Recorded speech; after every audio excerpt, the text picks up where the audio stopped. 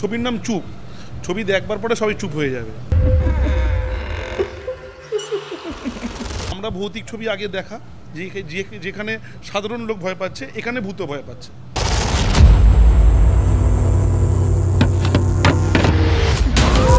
সচরাচর আমরা সকলেই কিন্তু ভূতের ছবি দেখেই থাকি এবং এখনও কিছু কিছু মানুষ কিন্তু ভূতে বিশ্বাসও করেন। কিন্তু এই ধারায় যদি বদলে যায়, যদি ভূত মানুষকে ভয় পেতে শুরু করে, তাহলে কেমন হবে সেই ছবি? সায়ন বিশ্বাসের পরিচালনায় আসছে চুপ।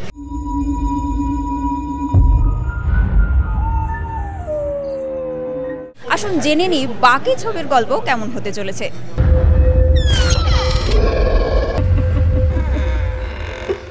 ছবিটা হচ্ছে ছবির নাম চুপ।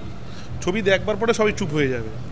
এই ধরনের ছবি এখন অবধি হয়নি। তার কারণটা হচ্ছে আমরা ভৌতিক ছবি আগে দেখা, যেখানে সাধারণ লোক ভয় পাচ্ছে, এখানে ভূত ভয় পাচ্ছে, এখানে ভূত ভয় পাচ্ছে। মানে আমরা জানছি না, যখন ছবি শেষ হচ্ছে তখন কি জানতে পারছি যে এখানে ভূত ছিল, যে সেই অ্যাকচুয়ালি ভয়টা পাচ্ছিল। আচ্ছা, তো এই বিষয়টা মানে ভাবনা চিন্তা, এই যে ভাবনা চিন্তা ভূত ভয় পাচ্ছে, হ্যাঁ, এই ভাবনা চিন্তাটা কোথা থেকে এলো? এটা একদম সত্যি কথা। রাতের বেলা ঘুম আসে না, অনেক ধরনের গল্প মাথায় ঘোরে। তো ভূতের ছবি তো অনেক ধরনের হয়, কোনো বাড়িতে হয়, পোড়ো বাড়ি, কোনো ফ্যাক্টরিতে হয়, কোনো কিছু হয়। তো আমার মাথায় আসলো না এবার ভূতকে ভয়টা পাবে। এতদিন তো মানুষ ভয় পেয়েছে, এবার ভূত ভয় পায়। পুরো ডিটেলসে মধ্যে কথা হচ্ছে ওই ভূতে ভয় পাচ্ছে। আপনারা যদি গল্প জানতে চান তাহলে তো থিয়েটারে ঢুকতে হবে। মৌসুমী সাহা রয়েছেন, বরুণ চক্রবর্তী রয়েছেন। আমার মনে হচ্ছে তাদের জুটিটা খুব ভালো হবে। আর সঞ্জীব সরকার রয়েছে, রতন সার্কেল রয়েছেন। তাদের একটা নেগেটিভ চরিত্র রয়েছে। আমি হচ্ছে এই বাড়ির কর্তা আর কি। আমার গিন্নিকে নিয়ে আমি রয়েছি, আমার নাতি আছে। এবং স্বভাবতই প্রশ্ন আসে যে কেন আমার ছেলে বা ছেলের বউ নেই আর কি। সেটাই গল্পের রহস্য। যেখান থেকে গল্পটা মানে শুরু হয়, সেই অভাবটা লোকে মানে ফিল করবে যে বাচ্চাটার মা বাবা কোথায় গেল, সেটা আমি বলছি না। সেটা খুব ইন্টারেস্টিং পার্ট। তো সায়ন বিশ্বাসের ছবি চুপ আমার ভীষণ ভালো লেগেছে। টাইটেলটাও খুব ভালো লেগেছে এবং খুব পরিশ্রম করে কাজ করেছে। এবং যেখানে আমরা শুটিং করেছি সেই জায়গাটাও খুব একটা অদ্ভুত জায়গা, সুন্দর জায়গা। খুব ভালো লেগেছে কাজ করে। এবং প্রতিনিয়ত যেটা হয় আর কি, প্রচুর দুষ্টু লোকের একটা নজর থাকেই আর কি। যেহেতু আমি প্রচুর সম্পত্তির মালিক, হ্যাঁ, সুতরাং আমার সম্পত্তিটা কীভাবে হাতিয়ে নেবে, হ্যাঁ, আমি প্রতিবাদ করে যাচ্ছি, অথচ আমি মৃত। আমার নিজের কাছেই ভীষণ অবাক লেগেছে। পুলিশ অফিসার কিভাবে কেস সলভ করছি সেইটাই নিয়ে আমার পুরো চরিত্রটা একদম পুরো বেরিয়ে যাচ্ছে। এবং লাস্টে গিয়ে একটা টুইস্ট রয়েছে ছবিটায়। সেটার জন্যই দেখতে আসতে হবে সবাইকে। আর আমি সবাইকে অনুরোধ করব বাংলা ছবির পাশে থাকার, এবং বাংলা ছবির পাশে থেকে আমাদের পাশে থাকুন, যাতে আমরা নতুন যারা পরিচালকরা আসছে, নতুন যারা ডিরেক্টর, প্রডিউসার কিংবা প্রোডাকশন হাউসে আসছে, তারা যাতে ভালো ভালো ছবি করতে পারে এবং আপনাদেরকে উপহার দিতে পারে। কারণ এন্টারটেনমেন্ট জগৎ আপনাদের জন্যই বেঁচে থাকবে।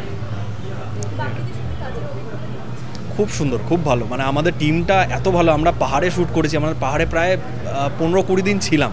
সো পাহাড়ে গিয়ে আমরা যখন শ্যুট করেছি, মানে it's a huge bonding, great bonding. মানে আমরা যখন একসাথে মিলে সকালবেলা উঠছি, রেডি হচ্ছি, ঠান্ডার মধ্যে আমরা শ্যুট করেছি। তখন প্রায় -1 এরকম টেম্পারেচার ছিল। সেই সময় শ্যুট করেছি। আর আমি হাফ স্লিপ পরে, পুলিশের ড্রেস পরে সেই -1-এ শ্যুট করছিলাম। মানে অসাধারণ অভিজ্ঞতা হয়েছে এবং বেশ ভালো লেগেছে। পাহাড়ে প্লাস কলকাতায় আমরা আউটস্কার্টসেও শ্যুট করেছি। বেশ ভালো লাগবে অডিয়েন্সের। দেখো, এতদিন তো মানুষের সঙ্গে অভিনয় করেছি, তাই মানে চরিত্রটা পাওয়ার পর ভাবলাম একটু ভূতের সঙ্গে অভিনয় করে দেখাই যাক না কীরকম কী। সব কিছুরই তো একটা এক্সপিরিয়েন্স নেওয়ার আছে। তবে সাহেবদের এই গল্পটা আমার খুব পছন্দ হয়েছিল, যার জন্য ওরা এসে বলাতে, আর বরুণদা মারফতে এই যোগাযোগটা গেছে, যার জন্য মানে আমি আর না করতে পারিনি। তার বড় ছেলে আর বৌমা অ্যাক্সিডেন্টে মারা যায়। তার নাতিকে নিয়ে হাজব্যান্ড ওয়াইফের সংসার, সেখানে দেওর আছে, আরও পারিপার্শ্বিক যেখানে বিশাল একটা বাড়িতে তারা থাকে, সেই বাড়ি নিয়ে প্রমোটার রাজ, যা হয় আর কি, তার মধ্যে থেকেই ভৌতিক ব্যাপারগুলো চলে আসে। সেটা বলে দিলে আপনাদের ইন্টারেস্ট নষ্ট হয়ে যাবে। হলে এসে দেখুন না, ভালো লাগবে আপনাদের।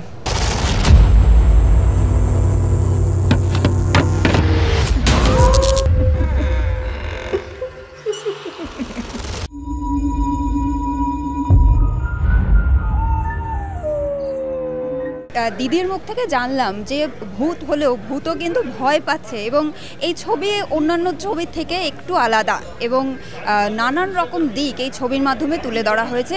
ক্যামেরায় সন্তোষ রায়ের সঙ্গে সহেলি বিশ্বাস, ওঙ্কার বাংলা।